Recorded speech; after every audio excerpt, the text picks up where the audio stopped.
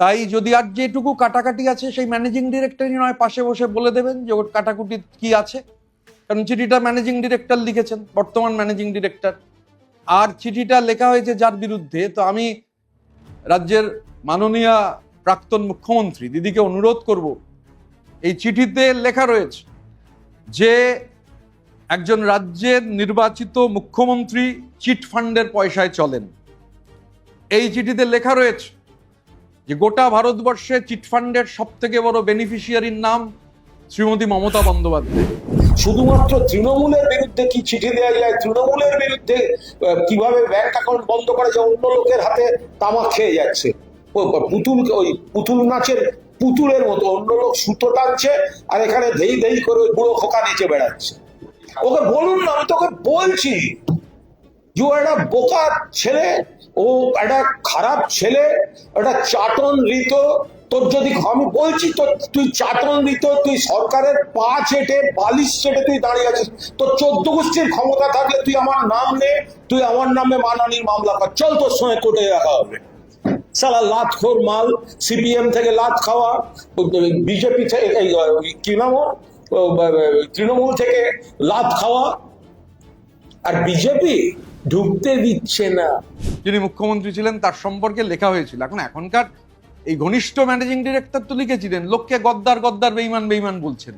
10 বছর আগে এই বেইমানির সলতে কিভাবে পাকাতে শুরু করেছিলেন, একটা প্রাইভেট লিমিটেড কোম্পানিকে লাটে তুলে দেওয়ার জন্য, লালবাতি জ্বালিয়ে দেওয়ার জন্য এই 91 পাতার দলিল is enough, more than enough. কে শুনতে পাকিয়েছে? আমি তখন জেলের মধ্যে, এবং তার পরবর্তীকালে মমতা বন্দ্যোপাধ্যায়ের সঙ্গেই আমার পুরো দস্তুর যোগাযোগ ছিল। সেই রাজনীতিটা বুঝতে গেলে ওকে অনেক বড় হতে হবে। ওইরকম চারানার ফেরেবাজি করে ওগুলো করা যায়। আমি কেন দল ভাঙাতে যাব?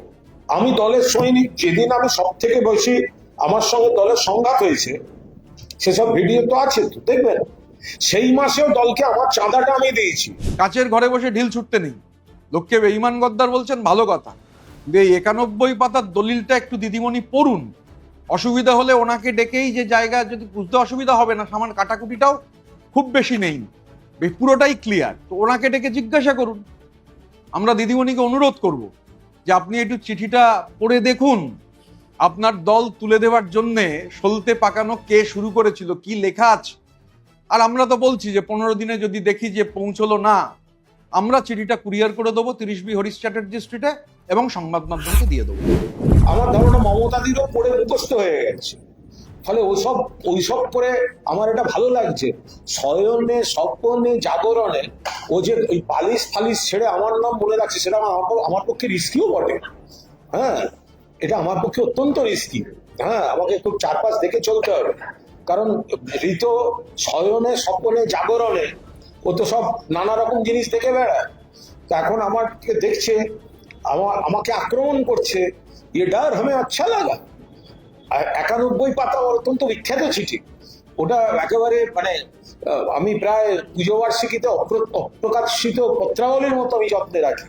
আমার জীবনে অত্যন্ত কঠিন সময়ের ঋতু, যে সময়টাকে আমাকে কাঁধে বন্দুক রেখেছিল, নিশ্চিত আমি বলি তো, আমার দলের কয়েকজন রেখেছিল। আমার অভিমান ছিল, অভিযোগ ছিল।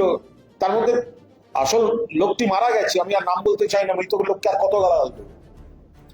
আমি এখানে অভিযোগ করেছি, তার মানে তো এটাও মানতে হবে চাটন ঋত যে Kunal Ghosh was the first whistle blower.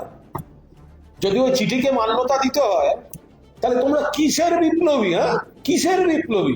Kunal Ghosh একা জেলের মধ্যে থেকে বিপ্লব করে গেছিল। কোথায় ছিলে ভাই তোমরা তখন? মমতা বন্দ্যোপাধ্যায়, তারপরে আমি বিস্তারিত বুঝেছি, আরো তথ্য পেয়েছি। মমতা বন্দ্যোপাধ্যায় নিজে নেত্রী, তিনি সব তথ্য পেয়েছেন। পরে দেখা গেছে আমি যতটা তথ্য পেয়েছি সেখানে অনেকটাই কারেকশন দরকার, দিদিও। সুতরাং এখন ওই কত সালের, তো তার আগে ঋতর ওই ছবিগুলো কেমন লাগবে? অমিত মিত্র ধুতি টানা, মমতা ব্যানার্জিকে হ্যাকেল করা, ঋত কেমন লাগবে? এটা রাজনৈতিক বেজন্ম কেমন লাগবে? রাজনৈতিক বেজন্ম। সিপিএম এর হয়ে গিয়ে সিপিএম থেকে লাথ মেরে বের করে দিয়েছিল, তৃণমূলের পায়ে পড়েছিল, তৃণমূলটাকে আবার রাজ্যসভায় পাঠিয়েছে, বিভিন্ন পদ দিয়েছে। আমাকে ঘুরে ঘুরে দল করতে হয় না। যেদিনকে কুণাল ঘোষ 91 পাতার চিঠি দিয়েছে সেই মাসেও কুণাল ঘোষ পার্টিকে মেম্বারশিপ দিয়েছে, কারণ কুণাল ঘোষ নিজেকে তৃণমূল কংগ্রেসের একজন সৈনিক মনে করে। 93 সালে 21শে জুলাই যেদিন এই চাটনৃত গোষ্ঠীর পার্টির হারমাদরা মমতা ব্যানার্জিকে চেষ্টা করেছিল, এই কুণাল ঘোষ মমতা ব্যানার্জিকে পুলিশের গাড়ি থেকে বের করে নিয়ে গিয়ে উডল্যান্ডসে ভর্তি করে রেখে এসেছিল। ফলো করুন সংবাদ প্রতিদিন ডিজিটাল।